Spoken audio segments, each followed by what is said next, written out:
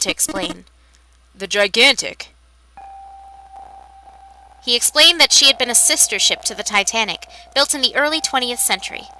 The Titanic had two sister ships who were identical to one another in nearly every aspect. The Giant was said to be one of them. The Gigantic. Oh my God, I'm derping. I'm sorry. You can kind of see. Sorry, you can kind of see his picture here. This is the ninth man here. Since you can't really see him, he's in this corner. Where was I? She was initially intended to be a passenger liner like the Titanic, but soon after the ship was launched, the First World War began, and she was pressed into duty by the British Navy as a hospital ship. Hopefully you saw my mouse hover to where his face was, I don't know. Sometime later, the Gigantic, apparently a very difficult word for me to say, the Gigantic was damaged by a German mine in the Aegean Sea. I think it's Aegean, the Aegis Sea. She managed to run aground after the incident and consequently was not sunk. Ta-da! He exploded! What then happened to the Gigantic after her fateful encounter in the Aegean Sea? One theory ran that a man named Lord Gordain purchased her. Lord Gordain, it seemed, had been one of the few survivors of the Titanic tragedy, and that trauma had turned him into an obsessive collector of all things related to the Titanic. As his obsession deepened, he began to desire the Titanic itself.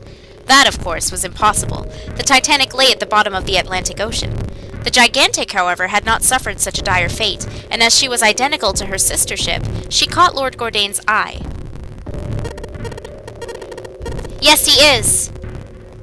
You didn't see it? Okay, sorry, yes. Top right. Thanks, Val. I thought you could see the mouse because you can see it here, but I guess not. So you're saying this Lord Gordain bought this ship? Yeah. At least, I think I am. That's impossible. No way we're in some boat that's almost 100 years old.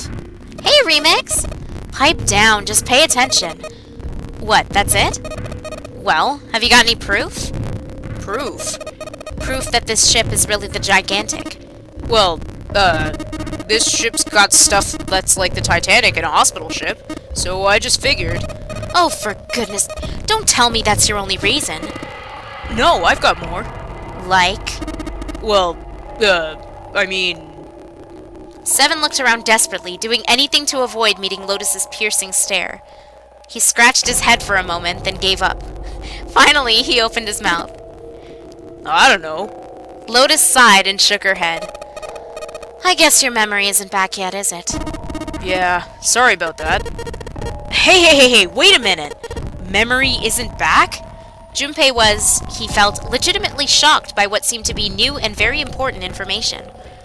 Everyone else, however, seemed unimpressed. In fact, they all looked at Junpei as though he had said something very strange. He decided to revise his attitude for the next question. Wait, was I the only one that didn't know? Everyone nodded. Why? Oh, yeah, I guess I didn't tell you, huh? I told the rest of them before we ran into you on the stairs. I told them I couldn't remember a damn thing from before I woke up. What? Then, almost as if to save Junpei from further embarrassment, a bell began to ring from far away. It sounded as though it was the clock at the main stairway. Junpei counted each chime carefully. 10, 11, 12. It's midnight. Then we've still got 6 hours left, right? We don't have any time to screw around. Let's get going. We gotta find the missing parts for the Reds. What do you mean, find? How on earth do you propose we do that? We've looked everywhere in this room. That only leaves one place to look. One? Well, I guess that's not really right. Wait! Don't tell me you mean we need to search all of the other rooms. Don't freak out. We already searched 4 of them. 4 rooms? We just have to split up the rest between the 8 of us. If each person does 6 rooms, that'll be 48 rooms, right? So there are 48 rooms left? Her earlier experiences had apparently not encouraged Lotus to trust Seven. Seven scratched his head awkwardly. I don't know. After a little more discussion, they split up and headed toward the rooms to begin searching them. Junpei was chosen to search the rooms on the starboard side, moving from fore to aft. They also determined when they would return to report their findings. The next time the clock sounded the time. When it did, they would meet back in the large central room full of beds. If, during their search, any one of them were to locate the missing components, they were to yell for the others. If this strategy failed, they'd return to discuss their options later. The details decided, they left to begin searching. Out into the hallway they went, each to the rooms they'd been assigned. However, dark hour time.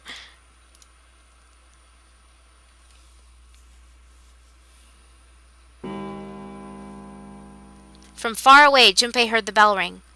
It did so only once. It was 1 a.m.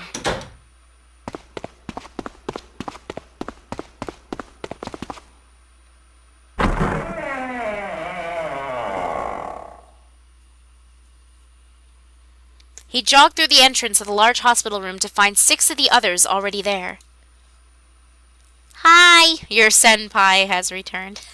Hi, Biz, welcome back.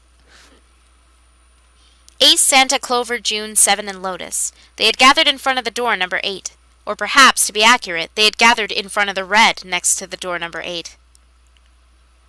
Had one of them found the missing piece? What happened, guys? It was June who answered him. Junpei, look! She was pointing at the red. He pushed through the others until he stood in front of it. Immediately, he knew what she had meant. The display on the front of the red read vacant. Junpei sighed. Come on, guys, who was it? I thought we're supposed to yell if we found it. Well... Junpei wondered why she was hesitating. The others looked as confused as June, but kept their mouths shut. What the hell? What is up with you guys? They all knew something he didn't, and Junpei wasn't about to leave things that way. Finally, Lotus frowned and spoke. Well, that's the thing. We don't know. You don't know? When I got back, it was already like this. There was no one else here. That means I was the first one back, but the missing parts were already back in the red. Junpei looked at the bottom of the red again, just to make sure. The slot that had been open on the bottom was now covered with metal. Clearly, whatever had been missing had been returned. What about the other 2? Time for me hexadecimal. That's supposed to say hexadecimal, all mixed up. They're the same. Junpei quickly examined the other 2 boxes. Satisfied that they were also repaired, but still very confused, he returned to the others. Alright, I just want to be sure here. Nobody has any idea what the hell happened here, right? Ace and June nodded silently. Seven raised his hands as if to say, not me, and Santa just shrugged. Only Clover lowered her head and did nothing. Huh? Wait a minute. That was when he noticed. Where's Snake? Junpei swept his eyes across the room a second time, but Snake was nowhere to be seen. Does that mean that he found them? I've no idea. There's nothing to suggest it, but nothing to suggest he didn't either. I don't suppose we'll know until we can ask him in person. Well, whatever he did or didn't do, he's pretty damn late. What the hell's he up to? Maybe he's lost. Yeah, well, that seems likely. Dude can't see. I don't know how he gets around in the first place. Clover raised her head. No, that's impossible. Suddenly, she was shouting. Yeah, my brother's blind, but he's got really great hearing. He can get around as well as anyone who can see. So he couldn't get lost. That's impossible. Clover had started to shake, and the knuckles of her hands had gone white. She spun around, but before she did, Junpei noticed tears welling up in her eyes. I'm gonna go look for him. The words were barely out of her mouth when she began to run. Hey! Hold on, Clover! Wait! Junpei cried out to her, but he was too slow. She kept going, and before anyone else could react, she was gone. Damn it! What should we do now? Well, the red is working now. No, we're not leaving 2 people behind. We should go look for them. Aw, man, this ain't good. Oh, yes, what an excellent idea. We just wasted a bunch of time looking for some piece of electronic junk. Now let's waste some more by looking for a couple of idiots. Then remain here if you feel you must, but there's no time. We've only 5 hours left. Junpei and the others nodded to one another and took off at a run.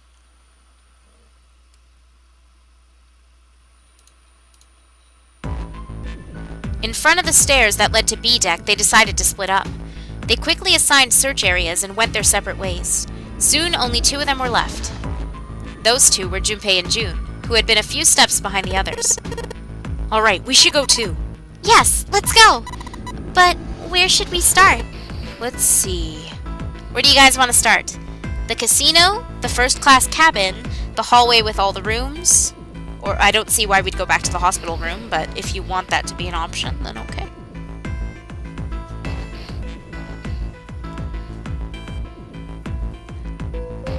Santa told Lotus to stop bitching, and now he's bitching.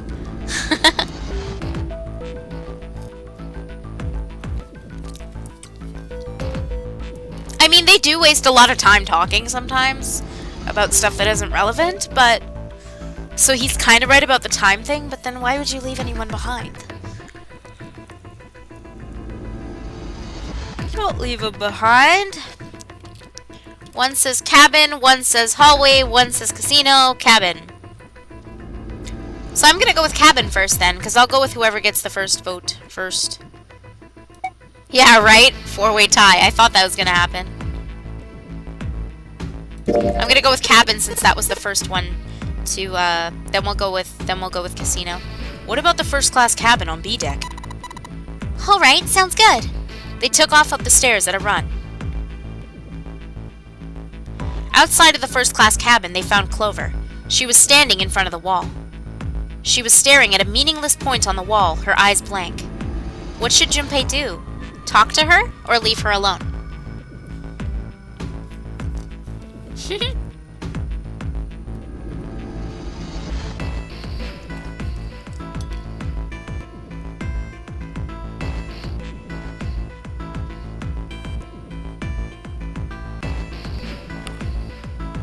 I'm gonna save. Saving.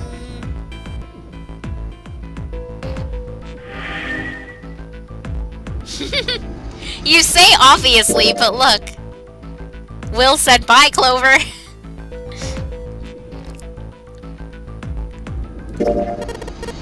I'm trying to give you guys most of the decisions, so are you alright? He did his best to sound friendly, but Clover didn't respond. Look, I know you're really worried, but, He could think of no words to say that didn't sound hollow and fake. Junpei hesitated. Clover was so consumed by worry and fear that Junpei feared it would crush her. Her actions didn't surprise him. She had suddenly lost her brother, who she seemed to have been very close to. Alone. Her voice was thin and barely audible. Alone. I said, leave me alone! Suddenly, she was screaming. You're so annoying! Just go away and leave me alone! Just looking at you guys is pissing me off! Go away, okay? Just go somewhere else! Stop bothering me! Junpei was taken aback. Such anger and hate. June's eyes had gone wide with surprise as well.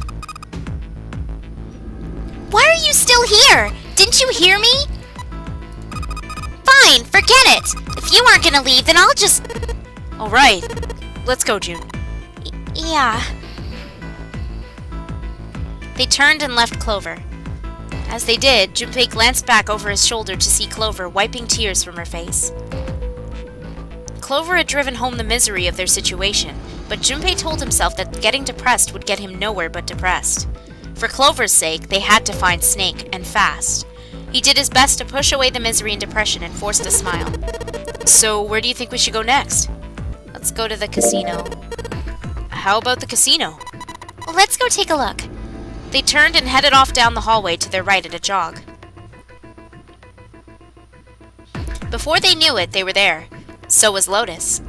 She was leaning against the wall, examining her nails. Hey, what do you think you're doing? She glanced up at him, unimpressed. Isn't it obvious? I'm looking for Snake. I'm just not seeing it. Really? Maybe you need to look harder. Junpei didn't think that was the problem. Oh, by the way, I've got a proposal for you two. Care to hear it? Listen to what she has to say, or refuse and leave.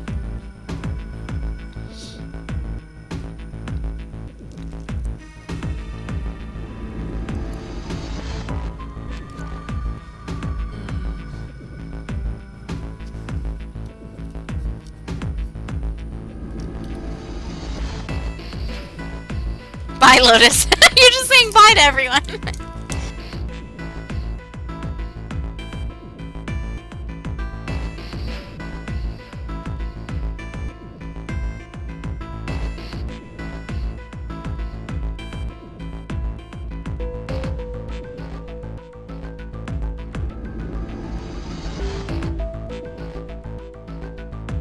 Why, did she rub you the wrong way?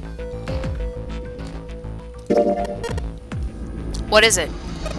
Well, I don't like to beat around the bush, so I'll get right to it. Why don't we team up? Team up? Yeah. What, you need me to explain it to you? I'm saying, why don't we go through a numbered door? Even if we wanted to, that's impossible. Why? Junpei's bracelet number is 5, mine is 6, and yours is 8.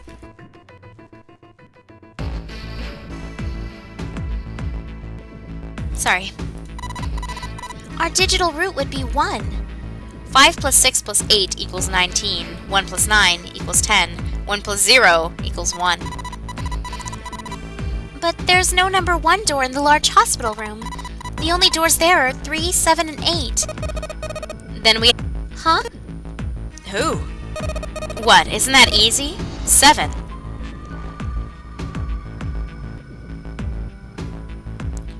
She was right. If they added 7, 5 plus 6 plus 8 plus 7 equals 26. 2 plus 6 equals 8. Then the 4 of them could go through the number 8 door. But... Whoa, hold on a sec. What about the other 4? Why don't you add them up? That was simple enough. 1 plus 2 plus 3 plus 4 equals 10. 1 plus 0 equals 1. The digital root for those 4 would be 1. That's right. And you know the number 1 door isn't in the big hospital room, right? Of course I know that. No. Are you saying you'd leave them behind? Of course not. What kind of a woman do you think I am? Once we get off the ship, we could come back and rescue them, couldn't we? Then we wouldn't really be leaving them behind. Don't try to lie to us.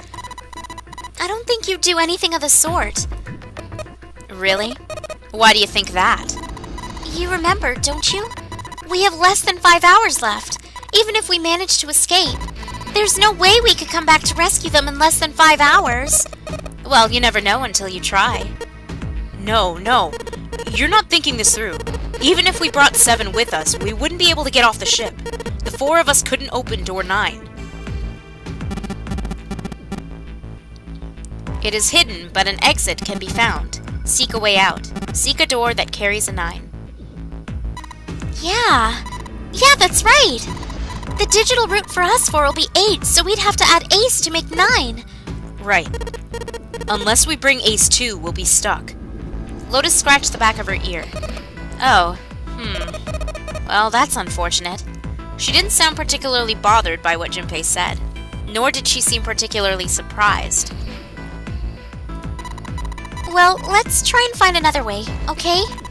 A way to get out of here with all 8 of us. That's impossible. Are you being serious? You do know that only 5 people at most can go through one of the numbered doors, right? The number 9 isn't going to be an exception to the rule. Regardless, at least 3 people will get left behind. You're right. Sorry, it's Junpei. You're right, that is true. The moment he said it, Junpei felt a chill run down his spine. It was true. How Lotus could remain cavalier about so terrifying a prospect was beyond him. When they found the number 9, they would have to choose which 3 of them would die.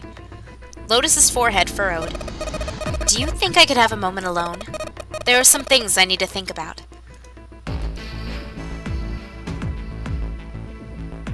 Junpei and June turned and began walking away from Lotus. Talking to her had left them feeling ill. Junpei's heart felt heavy and his steps sluggish. But he told himself pessimism would get them nowhere, so he forced himself to smile and turn to June. Let's just focus on finding Snake for now, okay? Yes, you're right. We can think about those other things later. Junpei nodded. Alright, where should we go next? Let's go to that hallway. Let's go back downstairs and check out that hallway with all the doors. They took off at a run down the stairs. Ahead of them, farther down the hallway, they spotted Ace. Hey! Snake! Where are you? Answer me if you're there! Junpei paused. What did he want to do? Run to Ace, or let Ace handle it?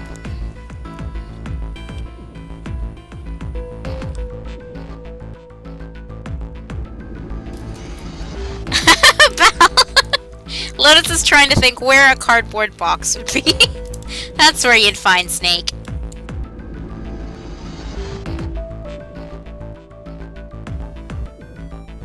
Look for the inconspicuous cardboard box.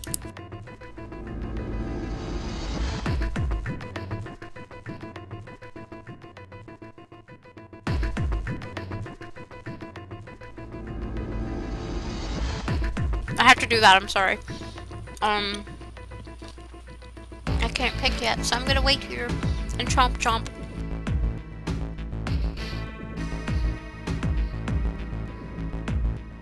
When you guys say run, it sounds funny for some reason, like run away!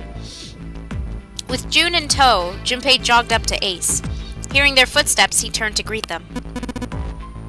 Oh, hello there. Snake is... well, that's obvious, isn't it? I assume you haven't found him yet either? Junpei nodded. Don't run, I hate people. I really wonder where he could have gone. Well, wherever he's disappeared to, we must find him as quickly as we can. For Clover's sake. Right. June's face looked kinda enraptured. By the way, do you think Clover and Santa are really... Clover and Santa. Do you think Clover and Snake are really siblings? Why would you say that? Why would you say that? The question seemed somehow odd to Junpei. Why? Well, it's obvious, isn't it? They don't look alike at all. Ace looked at him for a moment and then spoke. Yes, you know, now that you mention it, they don't. Now that you mention it. Still, there are a great many siblings who do not look like one another. It certainly isn't rare. Junpei wasn't sure why, or even if he was seeing what he thought he was, but he could have sworn that Ace's face tightened as he spoke. At any rate, we really must find Snake as soon as possible. The clock is ticking. We really can't afford to waste any time. Very well, let's get back to the search, shall we? You can leave this area to me. Alright. Let's go, Junpei. At June's urging, they left. They found themselves back at the stairs, but Junpei's mind was in turmoil. There was so much to think about, but... no, it would have to be put aside for now. As Ace had said, finding Snake was their top priority. What did you miss? Oh boy. You missed a few things. We escaped from 2 rooms, so... Junpei did his best to clear his mind. Alright, where should we go next? So I think we went everywhere, right? So let's go back to the hospital room. Why don't we go back to the hospital room? Okay, let's go then. They turned and headed back toward the large hospital room. And we're trying to find Snake right now. He's missing. On their way to the large hospital room, Junpei and June noticed Santa standing next to the number 3 door. Junpei paused. What should Junpei do? I'm guessing you guys are going to say talk to him, so... let's talk to him, excuse me. Junpei and June walked up to Santa. What are you doing? What, you can't tell? I'm checking out the red. Why? Is there something bothering you? What, it's not bothering you? Huh? The guts of the red. Why wouldn't you wonder who the hell put it back in here? Yeah, that's true. Well, I'm curious too, but... who do you think did it? Santa's eyes narrowed as he looked at June. She shook her head. I don't know. Well, what about you, Junpei? Who do you think fixed this thing for us? Do you think it was Snake, Lotus, Zero, or someone other than the 8 of them? Bal, I thought the same thing after I picked it. I'm like, what if everyone would have told me not to talk to Santa?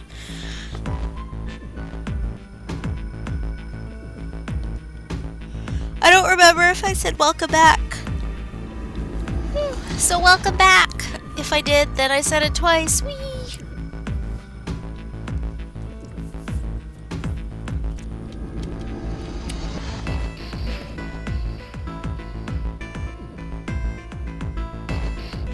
Aww.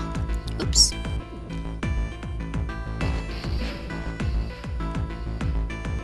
Working you ragged. No good. You think it's other? Biz thinks it's other.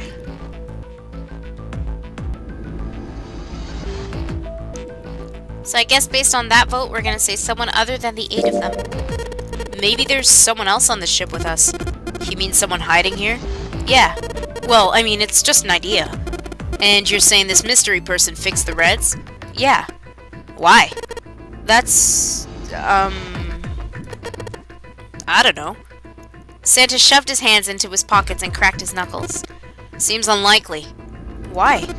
I don't know, just a feeling. Hard to believe Zero'd bring in a secret 10th player. I mean, the name of the game is the Nonary game, for Christ's sake. You know what Nonary means, right? It means 9. No, that's not what I meant. I mean more like someone who's been living here for a long time. Or someone who, like, stayed here. Seriously? That's even more ridiculous. Why do you think Zero would leave them alone? Junpei furrowed his brow. So, in other words, one of us is the person who fixed the red. Santa grinned. Bingo! We have a winner! But if that's true, then the person who did it doesn't want the rest of us to know they fixed the red. Yeah. But why? No idea. Maybe if they come clean on that, it means we'd find out something else. Something bad. Something bad? Dunno. But whatever it is, it's gotta be worth hiding. Of course. It could have something to do with Snake's disappearance. You think maybe they did something to Snake? It's not out of the question. Junpei stared at Santa. There was something about him that made Junpei wary. At first, he'd assumed the other man wasn't terribly clever, but Junpei was beginning to think he would need to reevaluate that assessment. When Santa spoke again, his voice was quiet. Look, if you trust anybody in this game, you're gonna lose. You've gotta be careful. The person you trust the most could turn out to be the one who stabs you in the back. With that depressing suggestion, he turned and quietly walked away. Junpei and June looked at one another and smiled awkwardly. Where would they go next? I think we're pretty much done searching, so...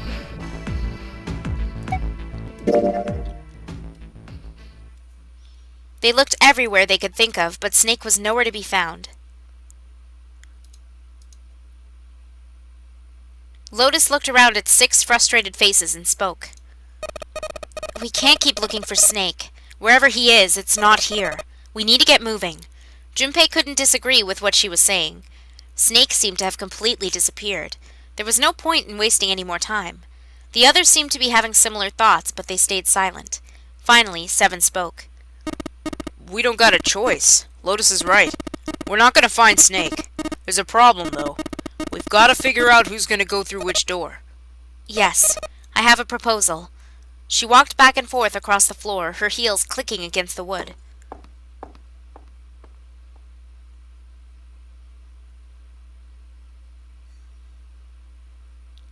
Finally, she stopped. Why don't we decide on one person to sacrifice? Sacrifice? Well, perhaps that's a bit of a harsh word, but yes. You've all figured it out by now, haven't you? We can't all make it through those doors. If we split into 2 teams of 4 and 3 people respectively, then 3 people will be left behind. If we split into 2 teams of 5 and 2 people respectively, then 2 people will be left behind. But if we split into 2 groups of 3 and leave 1 person out, then only 1 person will be left behind. Leaving behind 3 people with 2 teams of 4 and 3. Not sure, or she was right.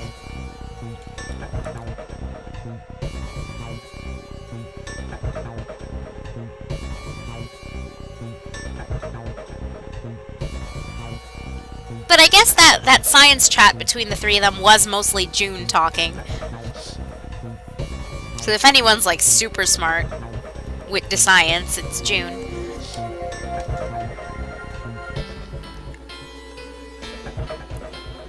Not sure. Anybody else? Sorry, I'm stretching. Not sure. That's 2 for not sure. Anybody else? I mean, it already looks like we have a winner, but I don't want to count anyone out.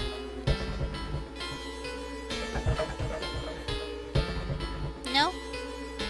Not sure. Alright. Junpei wasn't quite sure that was true. Wait a minute. 2 people get left behind if we split into 5 and 2. And 1 person is left behind if we split into 3, 3, and 1. I got that part. You can't go through the numbered doors with any less than 3 people. But if we split into 4 and 3, then why do 3 people have to be left behind? Just run the numbers. Let's say we go through door 7 with 1, 4, 5, 6. Who's left over? That would be 3, 7, 8. What's the digital root for that? 3 plus 7 plus 8 equals 18, so add 1 and 8. 9. Exactly. But door 9 isn't here, right? That means 378 won't be going anywhere. That was just an example, of course. There are a lot of different combinations, but the results will always be the same. It doesn't matter which 4 it is. The 3 that are left over can't go through any of the doors. Go ahead and calculate it if you have the time. You'll see. Anyway, that's how it is. Now, if we can get back to my proposal, we only have to sacrifice one person if we split into 3, 3, and 1. When Seven spoke, his voice was strained. Then you're saying we gotta decide who's gonna stay behind? Yes, we do. Given our circumstances, it's logically and morally the best solution. If the other 6 are to survive, then one person has to sacrifice themselves. No, that's too cruel! What's so cruel about it? To just sacrifice someone like that. Then what's your plan? Then what's your plan? Maybe we should sacrifice 2 people instead of just 1. That's not what I meant! We shouldn't sacrifice anyone! I told you, that's impossible! Wake up! Whoa, calm down, you two. Santa stepped between Lotus and June. Look, what Lotus is trying to say is that you should aim to bring the greatest amount of happiness to the greatest amount of people, right? Exactly. That's how democracy works. And for that reason, I think the only fair way to decide who will be sacrificed is through a vote. What do you think? No, that's terrible. I'm not asking you. Shut up! What about you, Santa? Me? Well, I agree, I guess. Alright, that's 1 vote for. Counting mine, that's 2. 7. I can't say I agree with you, but we don't exactly have a choice. If we don't do something, we're all gonna die. Glad to see you get it. If I can get 1 more vote, then it's decided. What about you, Clover? Clover had moved away from the group and was sitting on one of the beds. Her whole body drooped. Junpei didn't know if she'd even heard Lotus's proposal. Lotus walked over to Clover and gently laid a hand on her shoulder. Your brother has to be behind one of the numbered doors. We searched everywhere, but we didn't find him.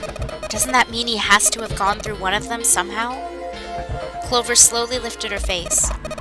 Let's go look for him together, okay? If we sacrifice 1 person, then we can go look for him. You agree with me, right? Clover nodded once. The motion carries. Lotus spun around and walked toward Junpei. Now, let's start a vote to... That won't be necessary.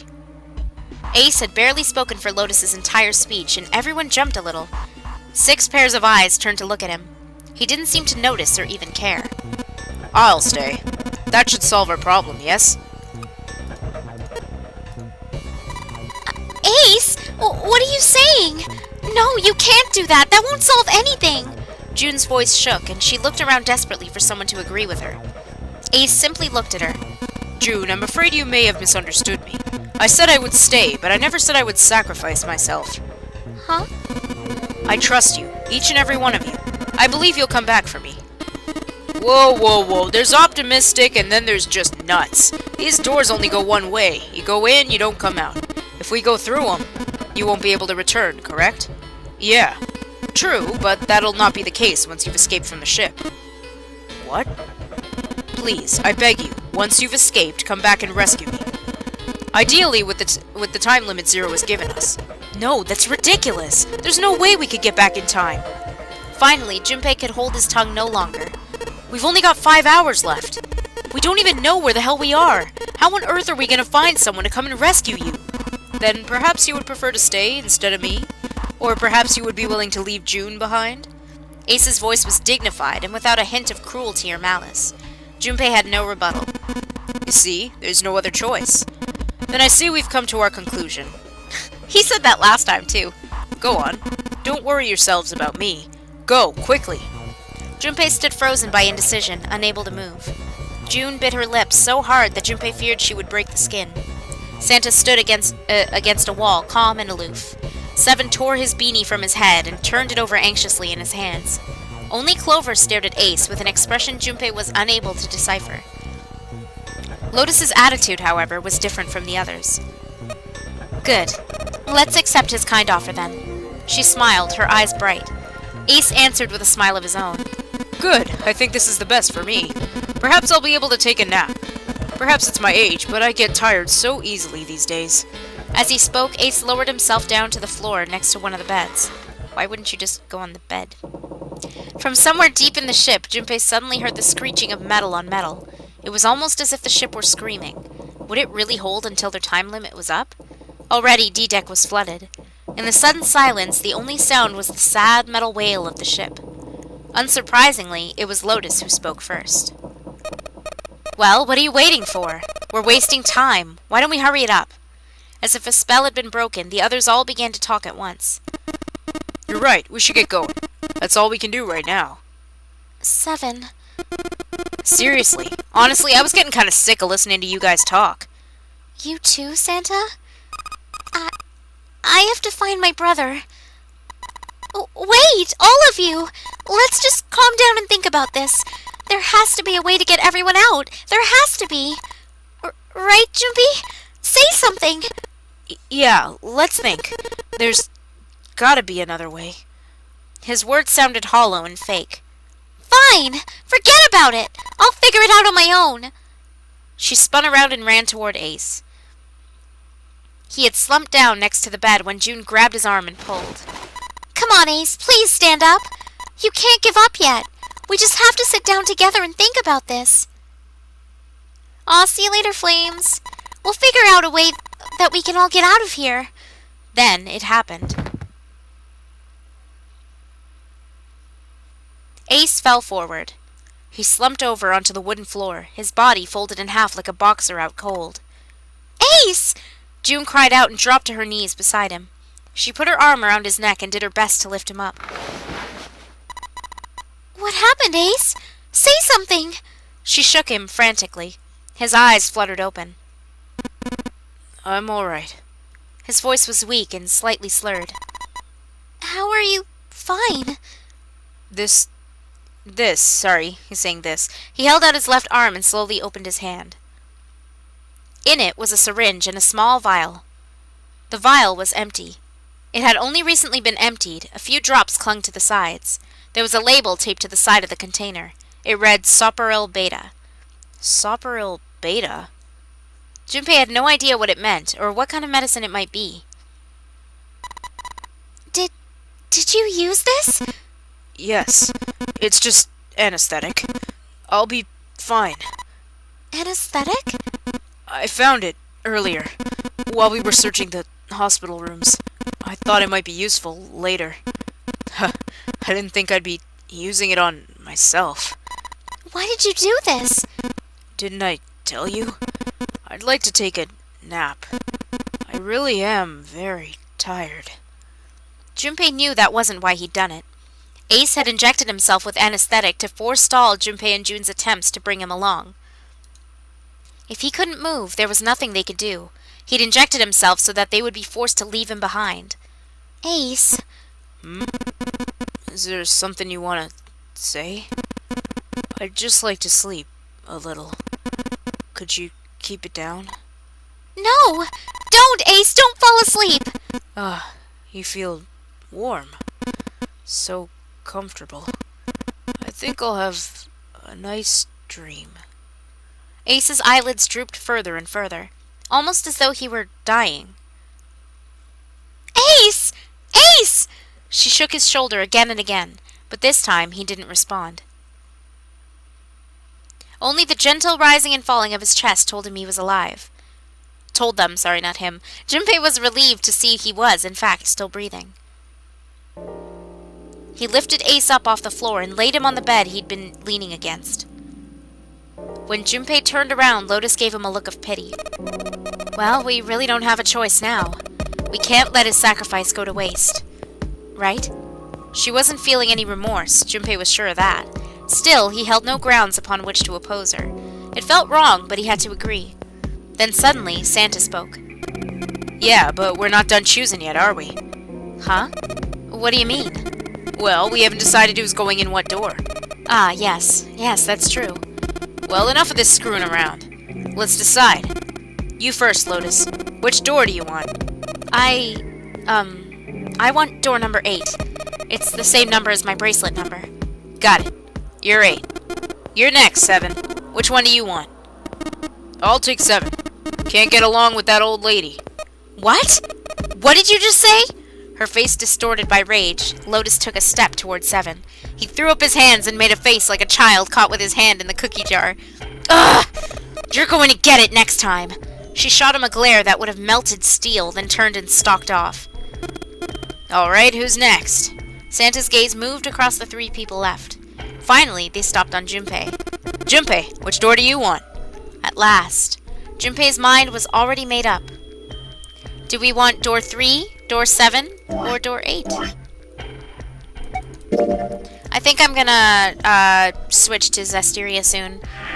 Because I'm guessing, Remix, I'm guessing you have to work today. So I was actually gonna play Mass Effect, but if you're around now and you have to work later, I will play Zestiria first.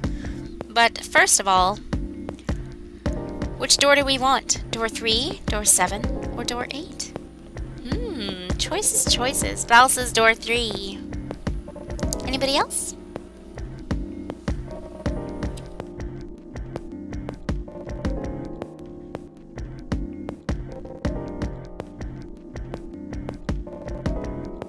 Good timing too, I think, because my glass of water just finished.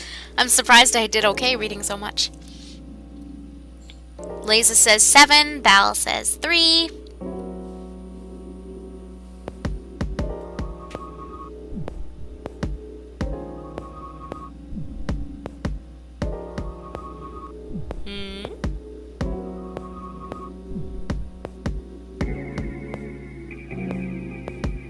This says,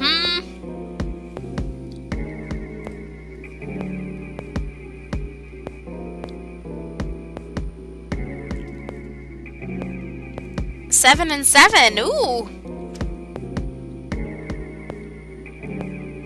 Anyone else?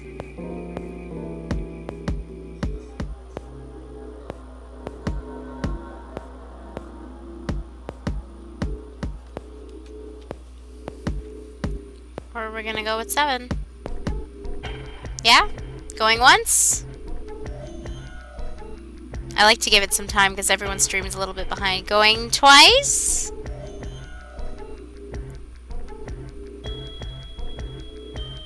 Three and a half? 3 3/4? Oh, Val. Looks like it's door 7.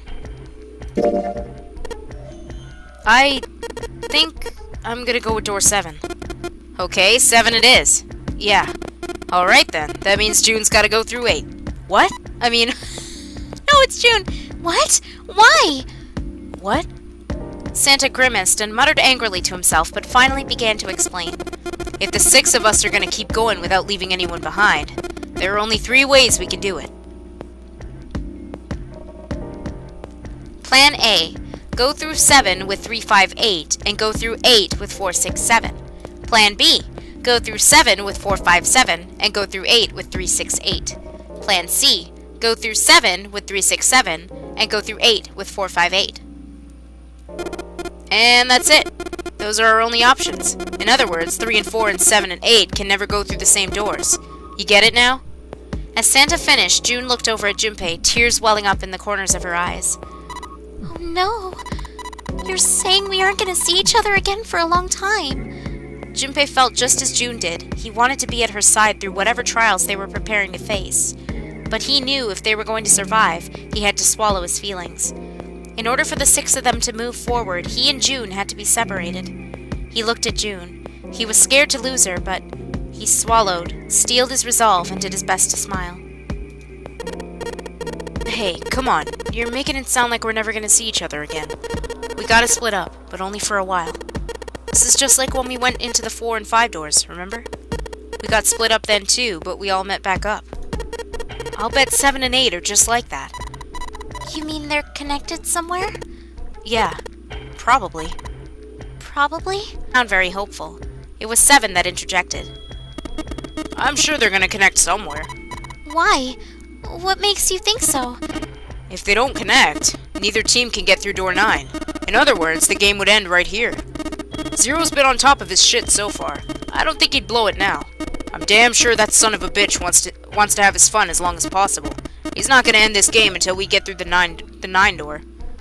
June said nothing. The tears were gone, but her eyes were still sad as they looked at Junpei. He met them, and with what reassurance he could manage, laid his hand gently on her shoulder. Everything's gonna be fine. We're gonna see each other again. I promise. June bit her lip and gave him an almost imperceptible nod. Yes. Promise? Her voice was barely above a whisper. Santa's voice shattered the moment. You guys are done, right? He stretched and continued. Why are you ruining the moment? Anyway, that's pretty much it. Clover and I'll both go into separate groups. I figure I'll take 8 and Clover can take 7. Any problems with that, Clover? Clover looked away and was silent for a moment. Whatever. It was more of a dismissal than an agreement, but Santa didn't seem to care. Alright, we're ready to go then. Let's move. At Santa's command, the group split and headed for their respective doors. Clover, Seven, and Junpei walked toward door 7. Santa, Lotus, and June headed for door 8. For a long moment, they stood in front of the door. Seven took a deep breath. You guys ready? Yeah. Damn it, Junpei! He said yeah. Yes. Okay, let's go. Junpei, you sounded really, really girly there. Yeah, they're childhood friends, but you can totally tell they have feelings for each other. The door had opened. A narrow hallway stretched out before them. Seven and Clover leapt through the door. The moment they did, their bracelets beeped. Thank you. The detonators in the bracelets had been activated. Junpei stepped forward to follow them. Junpei and Clover just swapped places. They swapped genders for a little bit. But as he was about to step over the threshold, he stopped. He looked to his right, toward door 8. June stood there, a mirror image of Junpei. She turned and looked toward him. Their eyes met. They nodded. Their farewell took almost 1.5 seconds. Then someone took hold of Junpei's arms and hauled him bodily through the door. He heard the sound of the numbered door slam shut behind him. His bracelet gave a cold electronic beep. Only 81 seconds left. No time to waste, guys. Let's get moving. Seven led the way down the hallway. Junpei and Clover followed him as fast as they could. After what seemed like far more than 81 seconds, they reached the end of the hall. To the left of the wooden door, they found the dead. There was no time to rest or catch their breath. All three slammed their hands in quick succession over the scanner panel on the dead.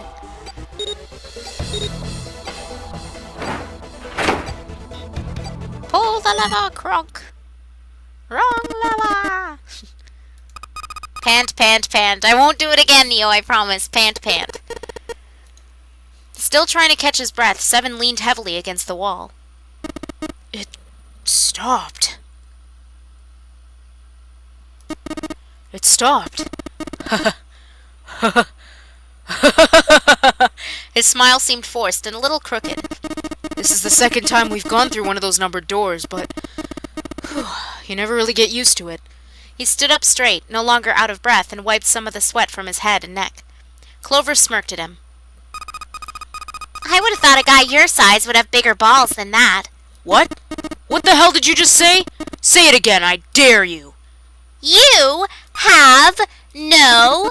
You wanna die? I'd like to see you try. You fucking brat. Alright, let's go. Hey, calm down, guys. This isn't the time for, this. It's not gonna do us any good. Ugh. Gosh.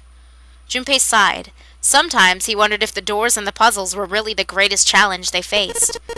Wait here for a minute, alright? I'm gonna go see if there are any other doors. They didn't respond, but Junpei wasn't in the mood for a conversation anyways. First, he examined the inner part of the numbered door. It was, of course, shut tight. On the left was a single short hallway that terminated almost immediately at a thick iron wall. Junpei doubted the wall could be moved. At last, he gave up and returned to Seven, who was tapping lightly on the wooden door. This door's the only option we've got, right? Yeah, looks like it. There was a metal plaque bolted above the door. It read operating room. If it was to be believed, the room on the other side of the door was an operating room. Something about it made Junpei feel nervous. Well, there's no point to standing around. Might as well go in and see what's waiting for us. Seven grabbed the brass knob and slowly opened the door. Oh, hey, Jonah! The creak of the hinge sounded like the groan of an old woman. A chill snaked its way down Junpei's spine. Quickly, he gathered what courage he could and took the first step into the room. Seven followed, with Clover right behind him. Part of the room just past the door was obscured by a screen. Clover's curiosity got the better of her, and she darted past Junpei to peer around the screen. Ah! Attempted screaming! Her scream nearly blew out Junpei's eardrums. Sorry if I blew out your eardrums. He and Seven ran toward Clover to see what had frightened her. They rounded the screen, and the cause of her outburst was immediately clear. What the hell is this? Is that a corpse? It was something that looked kind of like a human lying across some sort of bed. No, not a bed. An operating table. The table sat on a rusty steel lift, and a cluster of bright operating lights shone down on it. Shone down on it from the ceiling. That's weird. Slowly, they approached. As they got closer to the body, it became clear that it wasn't a body at all. What the hell? That's just a huge doll or something. A doll? Clover did not look terribly comforted. Slowly, she approached the operating table and looked, as intently as possible, from as far away as possible, at the thing. Phew. Junpei could see her relax. You're right. It's only a doll. Man, it really scared me. She heaved a great sigh of relief and wiped a few drops of sweat from her forehead. Seven smirked. Well, I guess it would have been weird if you actually had any balls. Shut it! Don't you start with me, fatty! Oh, what's this? You want a piece of me, short stuff? Yeah, bring it on, you whale! Hey, guys, not again, okay? Seriously, knock it off. Junpei sighed and shook his head. Anyway, it looks like he's got something the two of you could stand to have a little more of. I'm talking about a heart. Huh? Oh, this? You mean on his chest? Yeah. It was set a little higher than normal for a human body, but from the shape of the organ, there could be no doubt that it was a heart. Why would there be a heart in a doll? I don't think it's a doll. You think maybe it's like a medical mannequin or something? Or maybe it's got more personal uses? Seven's grin was more than a little perverted. Clover glared at him. Anyway, how about we take a look around this place? Let's go. Okay. Sure thing.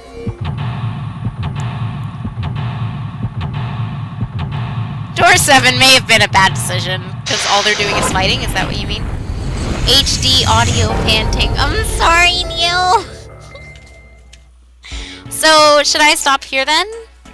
Or, like, how are you guys feeling?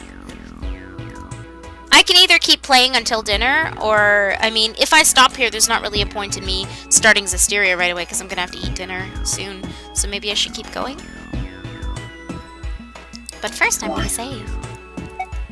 Are you enjoying it, though? I mean, it seems like you are. And I'm kind of glad if you guys are enjoying it.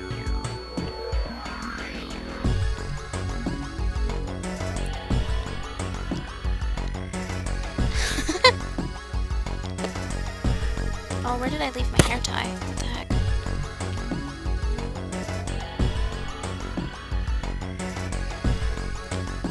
Yep. You say continue? Well, if you want me to continue, I'll just continue. I'll just do the do. Wait, not do the do. Oh, god damn it. Why did I say that? I'm not gonna do the do. I'm gonna keep playing. What? No. I think it's Gretzel fat. What? Okay, I'll continue. Gret so fat. I'm glad you guys are liking it. To those of you that don't know, again, I've said it before, but Spike Chunsoft does this game. They do the game. And Spike Chunsoft do the Danganronpa, you know, so... I guess let's take a look at this. These dolls are really kind of creepy, you know? Hey, it says something here. That was a different voice for a second. John? You think that's this doll's name? Maybe? This thing is creepy. I wonder why it's on the bed. But oops, I clicked the wrong screen. It's so bad. You imagine me poking the top DS screen like, why aren't you working? Hey, I wonder what this thing is. It says KG on the display. You think maybe it's a scale?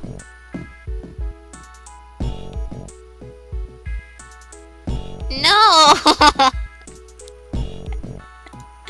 No! Let's look I wanted to look at the table first. Look at all this stuff. They use these for surgery, right? Let's see. Syringes, cups, a plate. There's a sort of scissorish thingy. This? Kosher forceps. Are those scissors? They look kind of funny. No, it's probably a pair of kosher forceps. Surgeons use them during operations. They can hold blood vessels shut and keep tissue out of the way. We can use it to pull stuff out of small holes or something like that. Sweet. I don't think there's anything else on the table. What's this? Ah! Oh my god, it's a dead body! Another medical mannequin? From the looks of it, this one's a chick. She has a name too. Lucy. Poor thing.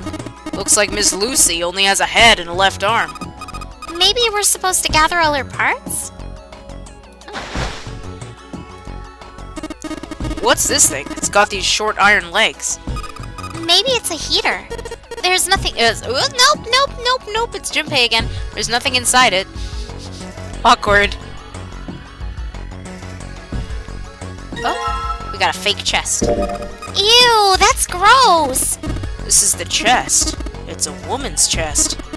The heart's gone, but it's pretty hot. If that kind of thing turns you on, Seven, you're a real creep. There are a whole bunch of bottles on the shelves. They all look like medicine. They've got labels, but they're all big medical words. Thought I was going to say medicinal. They're all big medical words that I don't understand. John and Lucy.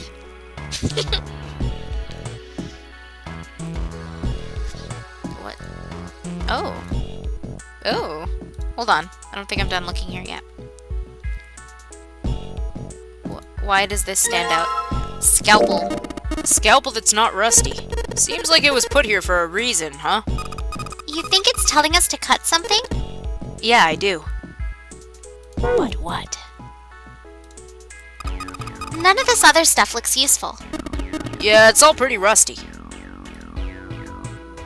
What about this? A medical mannequin with its guts showing. Ew. Gross. Hey, Junpei, there's a slit in this thing's chest. Yeah, sure is. There's something in there. Maybe we can get it out. Ugh, damn it! Stinking thing won't budge. It's stuck. Well, I guess you can't use force on this one then. We need something small that can fit into that little hole. Like the forceps? Ta-da! So we took the organ thingy out of the chest thingy.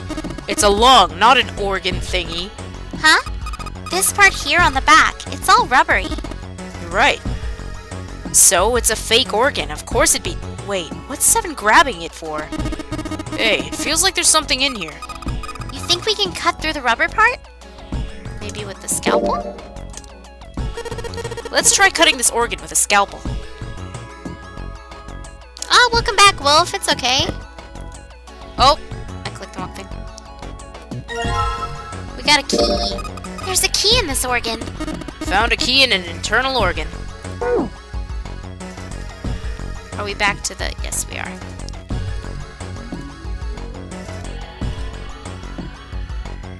I think that's the door we came in through. Junpei, where are you going? That's the door we came through. The only thing out there is the numbered door. I'm